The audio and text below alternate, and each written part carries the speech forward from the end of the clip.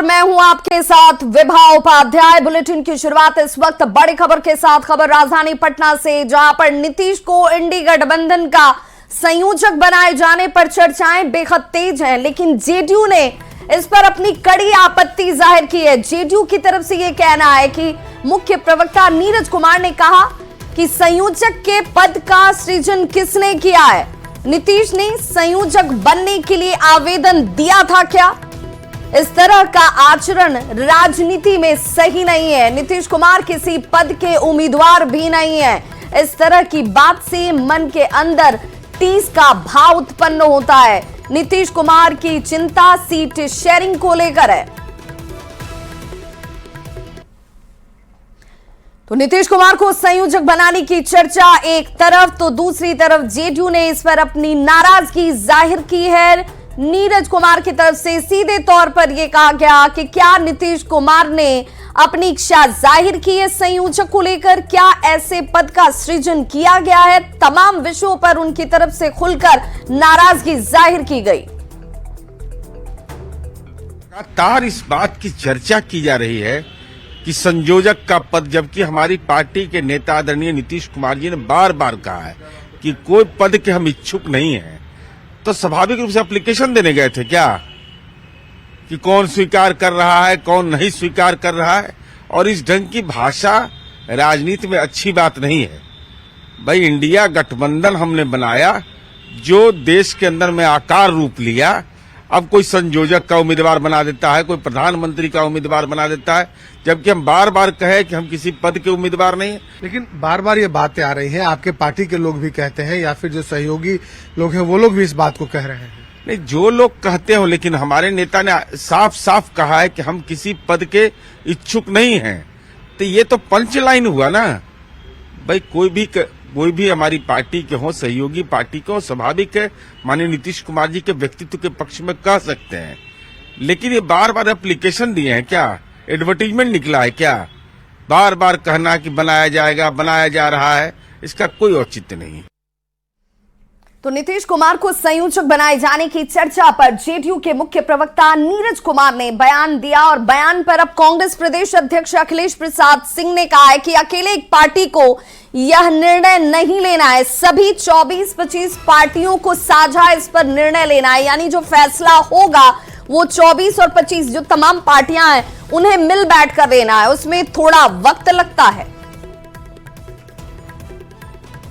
तो अखिलेश प्रसाद सिंह की तरफ से यह बयान, जिसमें संयोजक को लेकर तमाम चर्चाओं के बीच जहां नीरज कुमार ने अपनी नाराजगी जाहिर की, उन्होंने कहा कि नीतीश कुमार किसी पद के इच्छुक नहीं है। संयोजक की चर्चा कब आई, कैसे आई, ये समझ से परे है। इस बीच कांग्रेस ने यह कह दिया है कि जो सभी पार्टियां हैं वो सभी पार्टियां मिलकर ये तय करेंगी कि आखिर संयोजक कौन होगा। एक आखिर में सवाल, महत्वपूर्ण सवाल है, नीतीश कुमार को लेकर के चर्चा है, कन्वीनर बनाए जा सकते हैं। आप लोगों ने भी कहा है कि हमें कोई आपत्ति नहीं है, नीतीश कुमार को बनाया जाना चाहिए। जेडीयू कह रही है कि बार बार इस पर केवल चर्चा हो रही है। नीरज कुमार मुख्य प्रवक्ता ने कहा है कि बार बार चर्चा क्यों? इस तरह का आचरण सही नहीं है जो केवल चर्चा हो रही है, जो बातें सामने आ रही हैं। अकेले एक पार्टी को यह निर्णय नहीं लेना है। सभी जो 24-25 पार्टियां हैं, सबके लीडर को मिलके और एक साझा निर्णय लेना है, तो उसमें थोड़ा समय लगता है। धन्यवाद। तो ये थे बिहार कांग्रेस अध्यक्ष अखिलेश प्रसाद सिंह। कैमरामैन संजीव वर्मा के साथ अमितेश सिंह, न्यूज 18 दिल्ली।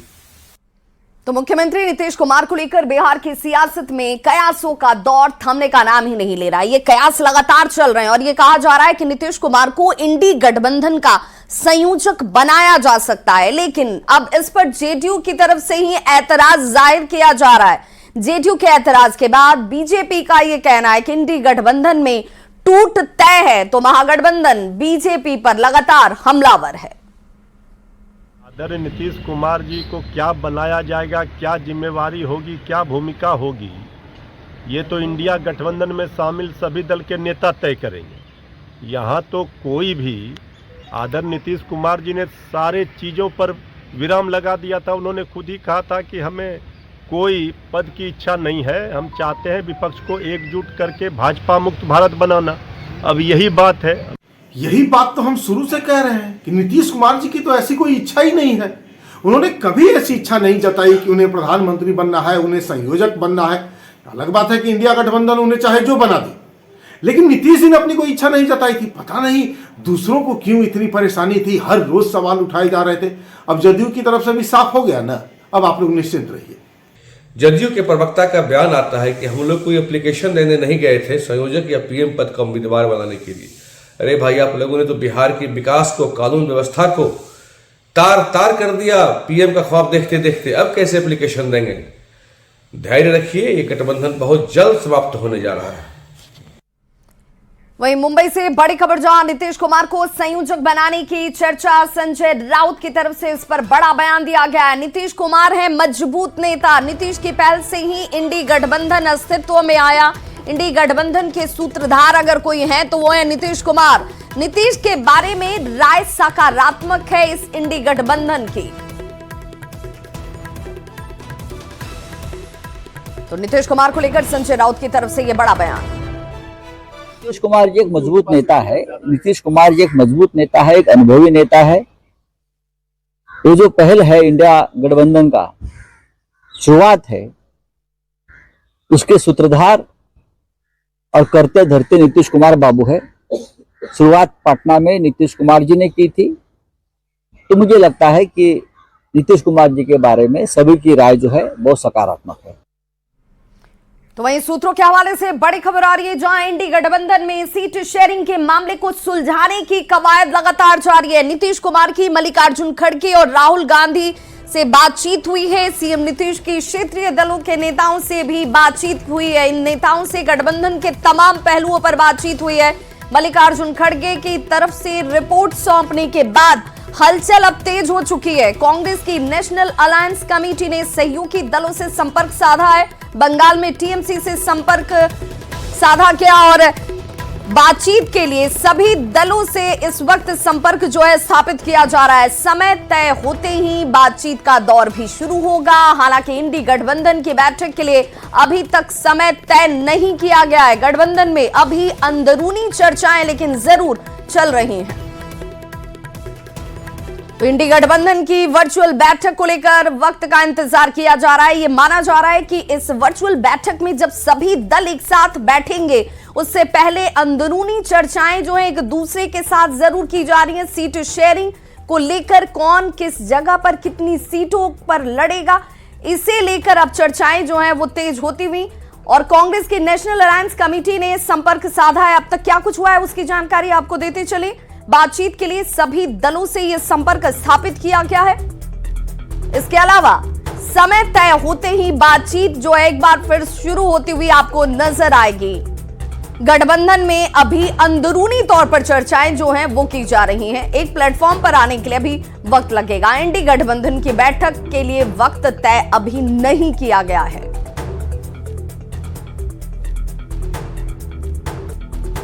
तो वहीं सीट शेयरिंग के मुद्दे पर कांग्रेस प्रदेश अध्यक्ष अखिलेश प्रसाद सिंह ने कहा कि मुकुल वासनिक कमेटी को अपनी रिपोर्ट दी है।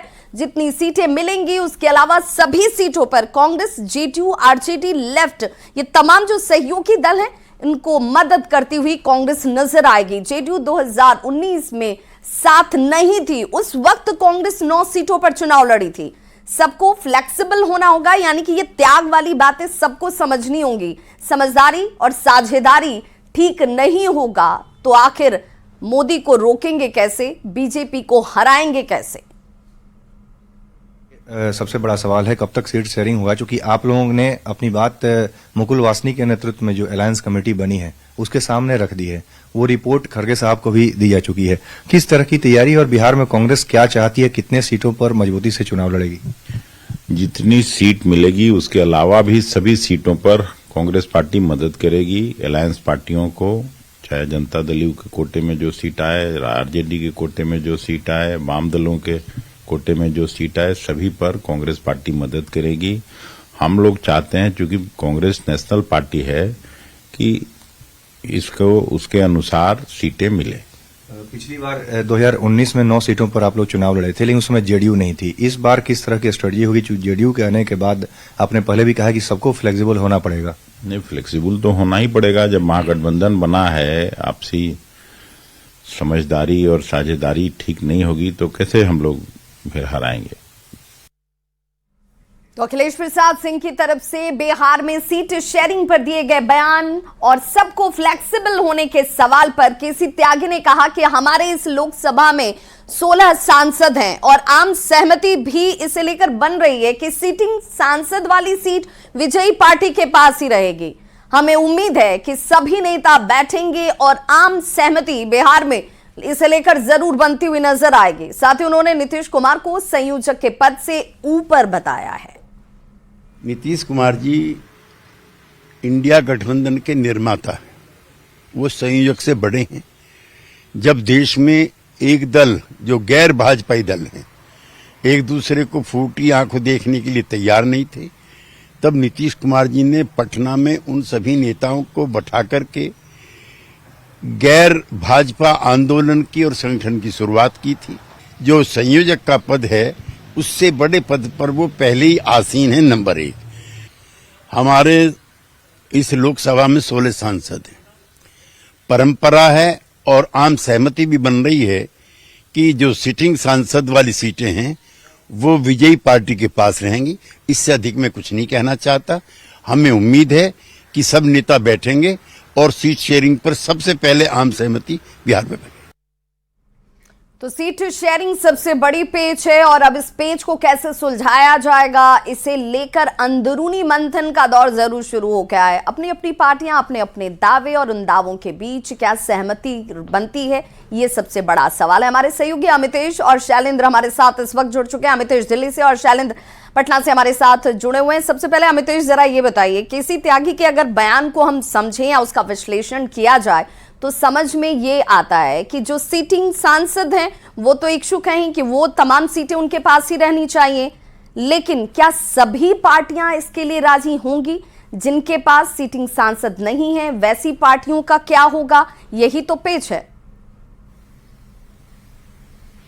जी हाँ, बिल्कुल। जेडीयू की तरफ से साफ साफ शब्दों में कहा गया है कि 16 हमारे सिटिंग सांसद हैं और सिटिंग सांसद जितने हैं वो तो उस पर तो पहले से ही आम सहमति एक तरह से है कि सिटिंग जिसकी है वो वहां से चुनाव लड़ेंगे। यानी 16 सीटें जरूर जेडीयू के खाते में रहेगी, 16 के बाद जो आगे हो, लेकिन 16 से कम पर लड़ने के लिए जेडीयू किसी भी तरह से तैयार नहीं है। दूसरा सवाल है जहां कांग्रेस की तरफ से कहा गया, अखिलेश प्रसाद सिंह कांग्रेस के बिहार के अध्यक्ष हैं, उन्होंने जो अपना तर्क दिया उसमें उसको जरा ध्यान से देखिए। उस तर्क में उनकी तरफ से कहा जा रहा है कि जेडीयू आ गई है इस बार, यानी 16 सांसदों वाली जेडीयू इस बार इंडिया अलायंस में आ गई है। लेकिन दूसरी तरफ उपेंद्र कुशवाहा की पार्टी, जीतन राम मांझी की पार्टी और मुकेश सहनी की पार्टी पिछली बार साथ थी, इस बार इंडिया अलायंस में नहीं है। यानी कुल मिलाकर 11 सीटों पर ये तीनों पार्टियां चुनाव लड़ी थी। तो 16 सांसदों वाली जेडीयू साथ आ गई है, लेकिन 11 सीटों पर लड़ने वाली पार्टी इस बार इंडिया अलायंस से अलग हो चुकी है। यानी 5 सीटों का ही अंतर है। तो उन 5 सीटों को एडजस्ट करना होगा जेडीयू के आने के बाद, तो सबको एडजस्ट करना होगा। उनकी तरफ से कहा जा रहा है फ्लेक्सिबल सबको होना पड़ेगा। पिछली बार 20 सीटों पर आरजेडी लड़ी थी, 9 सीटों पर कांग्रेस लड़ी थी और जेडीयू जिसके 16 सांसद खुद हैं, उनका कहना है सबको एडजस्ट करना पड़ेगा, सबको 1-2 सीटें कम करनी पड़ेगी, तब जाकर के जो 5 जो सीटों का एडजस्टमेंट होगा। यही सबसे बड़ा पेंच है कांग्रेस की तरफ से। इस तरह की बातें, फ्लेक्सिबिलिटी में नुकसान सिटिंग सीटों वाले सांसदों को या उन पार्टियों को ही क्या करना होगा, तभी तो सभी के बीच सीटों का बंटवारा हो पाएगा। जी हाँ, बिल्कुल। और सबसे बड़ा नुकसान अगर किसी को अगर साफ तौर पर जो सामने से दिख रहा है उसमें जेडीयू का होगा, अगर इस फॉर्मूले को माना जाए जो कांग्रेस की तरफ से दिया जा रहा है उसमें। कांग्रेस साफ करिए सबको फ्लेक्सिबल होना पड़ेगा, तो आरजेडी का एक भी एमपी अभी नहीं है, कांग्रेस का सिर्फ 1 एमपी है, तो कांग्रेस 9 से घटकर 8-7 हो सकती है, आरजेडी भी कुछ फ्लेक्सिबल हो सकती है, लेकिन जेडीयू फ्लेक्सिबल अगर होगी तो 16 से घटना पड़ेगा। इस तरह का अगर तर्क सामने आता है तो जेडीयू की तरफ से साफ शब्दों में कहा गया है कि आखिर हमसे ऐसी अपेक्षा क्यों कर सकते हैं, कैसे कर सकते हैं। जेडीयू के मुख्य प्रवक्ता केसी त्यागी ने साफ शब्दों में हमसे कहा कि 16 जो सीटिंग हमारे हैं उससे कम पर अपेक्षा आप कैसे कर सकते हैं, यानी साफ तौर पे इनकार कर रही है जेडीयू। और यही सीट बंटवारे का सबसे बड़ा पेंच है। हालांकि औपचारिक तौर पर जो सूत्र बता रहे हैं, अनौपचारिक तौर पर जरूर बात हो रही है, लेकिन औपचारिक तौर पर वार्ता की शुरुआत अभी हुई नहीं है। और बार बार जेडीयू की तरफ से, चाहे संजय झा ने कहा या सबकी तरफ से कहा जा रहा है, जेडीयू की तरफ से नीतीश कुमार ने भी पहले कहा है कि सीट बंटवारे पर जल्द सहमति बने। सीट बंटवारा सबसे बड़ा पेंच है। जेडीयू की तरफ से संयोजक पर कम और सीट बंटवारे पर जो है अमितेश होती रहेगी, जब तक सहमति नहीं बन जाएगी वो एक फॉर्मूला तय नहीं हो पाएगा जो सभी राज्यों में सभी पार्टियों पर समान रूप से लागू होगा, तब तक शायद ये बैठक की तारीख भी आनी मुश्किल नजर आती है। सहयोगी शैलेंद्र हमारे साथ लगातार जुड़े हुए हैं। शैलेंद्र, त्याग करना होगा कांग्रेस ये कह रही है, क्योंकि लोकसभा में अगर बिहार की बात कर लें तो वहां पर कांग्रेस के पास एक ही सिटिंग सांसद हैं, आरजेडी के पास कोई नहीं है, यानी कि त्याग किसे करना है, जेडीयू को करना है। क्या इस शर्त पर यह सीट शेयरिंग आसान दिखती है?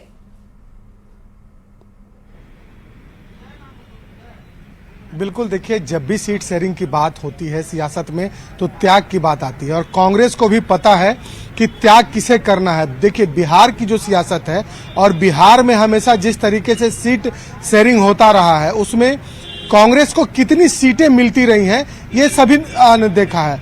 ऐसे परिस्थिति में ये तय है कि त्याग की जहां तक बात है तो सबसे पहले त्याग बिहार में कांग्रेस पार्टी को ही करनी होगी, क्योंकि जदयू इस बात पर अड़ी है कि उनकी जितनी सिटिंग सीटें हैं उतनी चाहिए।